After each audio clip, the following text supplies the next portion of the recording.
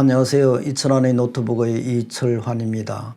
오늘은 베르사유 궁전과 쉔브른 왕궁 예방에 이어 유럽의 다른 주요 왕궁들을 찾아보도록 하겠습니다. 먼저 영국의 왕궁입니다. 잉글랜드 왕조 가운데 튜드 왕조가 통치한 기간은 불과 5명의 왕에 걸쳐 총 118년에 지나지 않습니다. 헨리 7세를 시작으로 마지막 5번째 왕인 엘리자베스 여왕으로 끝을 맺었습니다. 그러나 이들은 다른 군주들과 비교하기 어려울 정도로 크게 세계사를 바꾸어 놓았죠. 영국 역사를 말할 때 헨리 8세, 앤 불린, 메리 1세, 엘리자베스 1세 등을 빼놓지 않습니다. 헨리 8세는 자신의 권력을 과시하고자 토마스 울지 추기경이 헌정한 자택을 오늘의 햄튼 궁전으로 변모시켰습니다. 현재 햄튼 궁전은 종교개혁 시기에 지은 유일한 궁전이기도 하지만 헨리 8세가 살려둔 유일한 왕비 캐서린이 살던 궁전이기도 하죠. 그리고 영국 런던의 버킹엄 궁전은 현존하는 왕이 살고 있는 대표적 궁전입니다. 이 궁전은 1703년 버킹엄 공작 존 세필드가 뽕나무 밭을 구입해서 지은 버킹엄 하우스에서 시작이 되었습니다. 처음에는 보잘것없는 벽돌로 지은 저택이었습니다만 1761년 조지 3세가 왕비 샤를로트를 위해 이 저택을 구입한 이후 왕궁으로 사용되어 왔습니다. 이어 왕위에 오른 조지 4세는 벽돌집이었던 버킹엄 하우스를 석재로 장식하여 외관을 바꾸고 정문을 설치하면서 네오클래식 양식의 궁전으로 다시 태어나게 됩니다. 1837년 빅토리아 여왕의 즉위식 때에 궁전으로 격상이 되었고 이후 정개축 공사가 계속됨으로써 오늘날과 같은 모습이 갖추어지게 되었습니다. 영국 군주의 공식적인 사무실 그리고 주거지로 쓰이고 있기에 영국 왕실의 대명사이기도 하죠. 한편 런던 근교에 있는 윈저성은 영국 왕실의 주말 궁전입니다.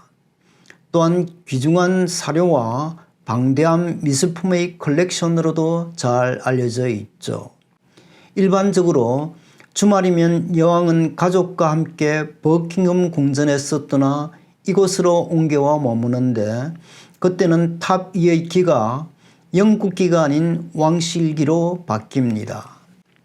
1087년 정복왕 윌리엄이 성체에 기거하기 위해 목재 여세를 세우면서 시작이 되었고 그 후 여러 차례 개축과 정비를 거듭해 왔습니다. 1992년 대화재로 불탔으나 1997년에 복구되어 지금의 모습을 갖추고 있습니다.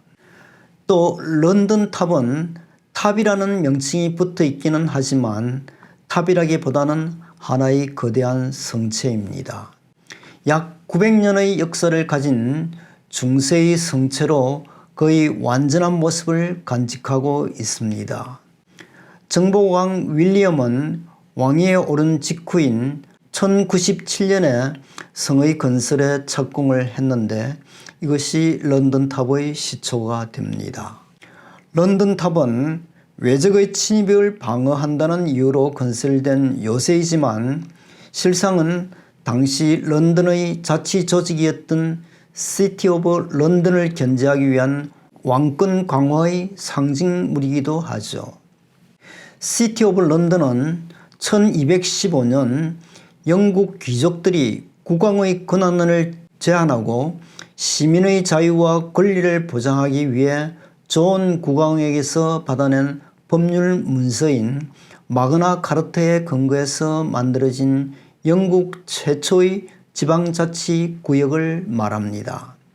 현재도 시티 오브 런던은 시장을 별도로 선출하며 정치 경제적으로 하나의 독립된 도시로 남아 있습니다. 엘리자베스 1세 시기를 제외하면 런던탑은 건축 이후 17세기 제임스 1세 시대까지 줄곧 왕궁으로 사용되어 왔지만 다른 한편으로는 왕족이나 죄인을 유폐하는 감옥과 처형장으로서의 어두운 역사도 지니고 있습니다. 에드워드 5세와 헨리 6세, 어린 시절의 엘리자베스 1세 등 다수의 왕족들이 유폐되었습니다. 특히 헨리 8세의 왕비였던 앤 불린과 캐서린 하워드, 그리고 스코틀랜드 여왕 메리 등이 비극적인 최후를 맞이한 장소로도 유명한 곳이죠. 이제 다음은 포츠담 서늘의 산실, 독일의 체첼린 호프 궁전으로 가보도록 하겠습니다. 포츠담은 베를린 남쪽으로 약 30분에서 40분 거리에 있는 작은 도시입니다. 그러나 17세기에서 19세기 동안에는 프러시아의 도성지였습니다. 또 이곳은 세계 제2차 대전이 끝날 무렵 미국과 소련 그리고 영국 등 연합국 수뇌부가 모여서 전쟁을 종식시키는 포츠담 선언문을 만든 역사적 의미를 지닌 곳이기도 하죠. 1945년 5월 8일 독일의 항복으로 유럽에서의 전쟁이 끝나게 됩니다.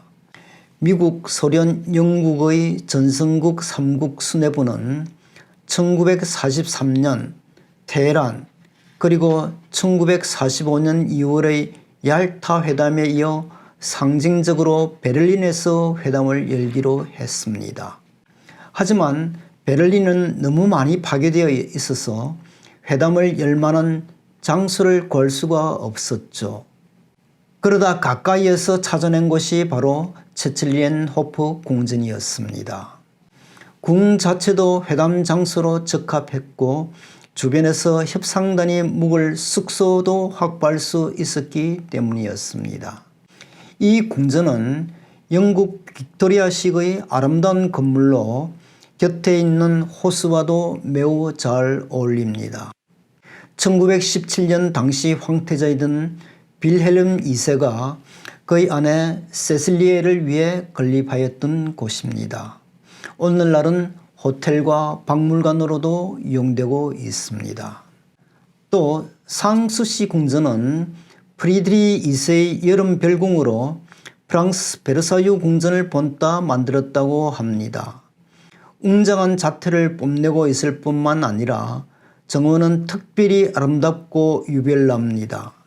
계단식 정원의 모습으로 넓디 넓은 정원은 온통 모두 포도넝쿨로 뒤덮여 있습니다. 또 포도넝쿨 사이사이에는 무화과 나무가 심어져 있죠. 정원은 위쪽에서 위쪽으로 올려다 보아야 제맛이 납니다. 신비스럽게도 계단을 하나씩 내려갈 때마다 그 모습이 사뭇 달라지게 됩니다. 마지막 계단까지 내려와 올려보는 전체 궁전의 모습은 매우 환상적입니다. 그러면 이제부터는 스페인 궁전을 예방하도록 하겠습니다.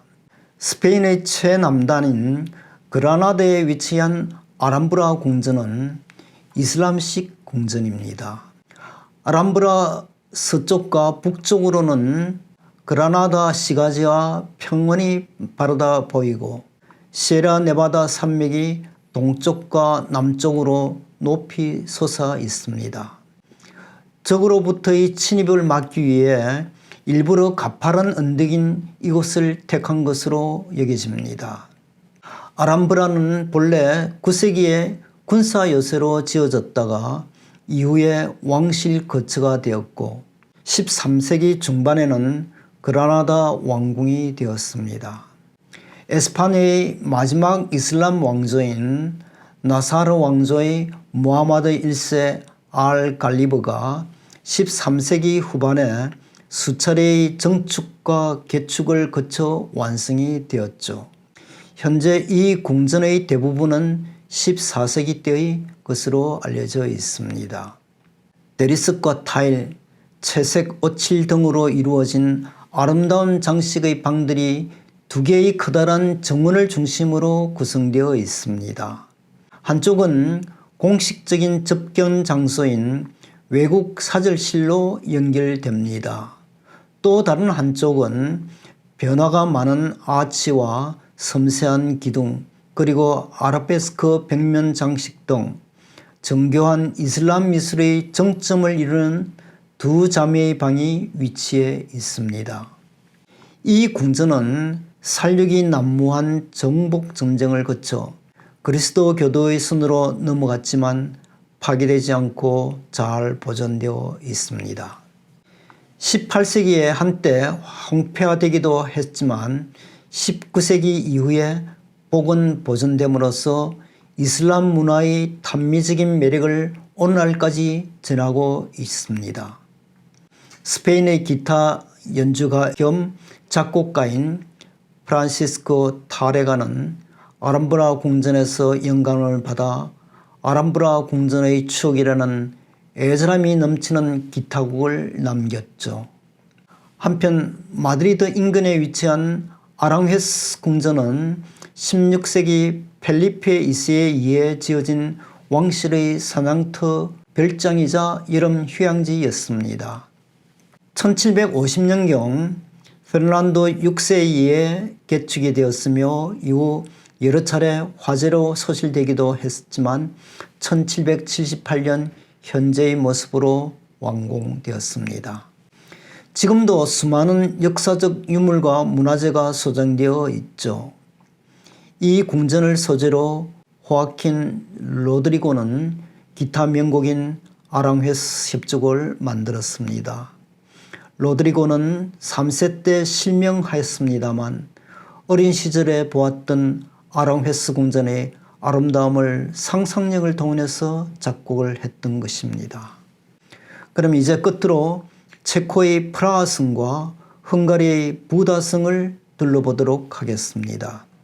체코의 수도 프라하 구시가지 벌타바 강 맞은편 언덕에 자리 잡은 프라하성은 체코를 대표하는 상징물이자 유럽에서도 가장 많은 관광객이 찾는 명소이기도 합니다.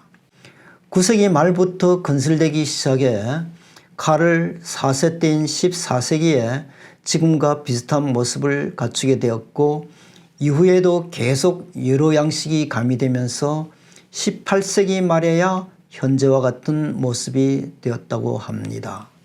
처음 건설될 당시에는 로마네스크 양식으로 지어졌으나 이후 고딕 양식과 르네상스 양식까지 가미가 되었습니다.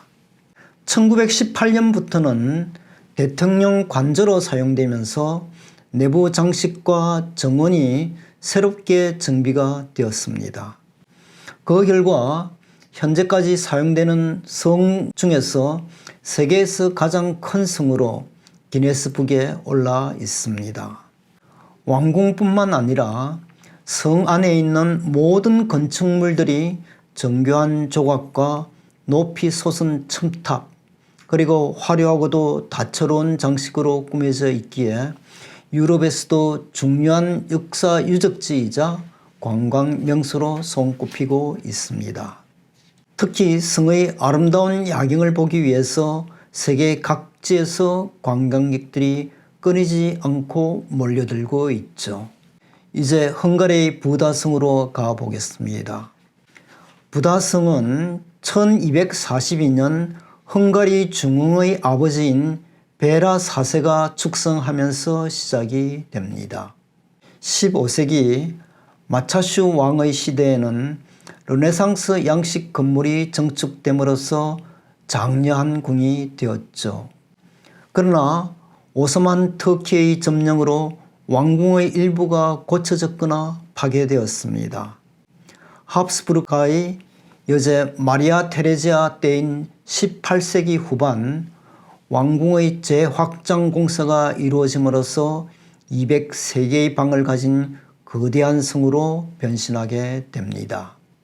그러나 왕궁 전체가 완성된 것은 20세기 초인 1903년입니다.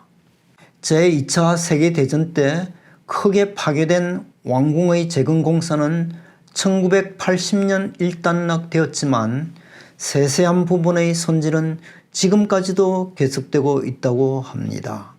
왕궁은 현재 박물관과 국립도서관으로 사용되고 있습니다. 지금까지 이철환의 노트북이었습니다. 감사합니다.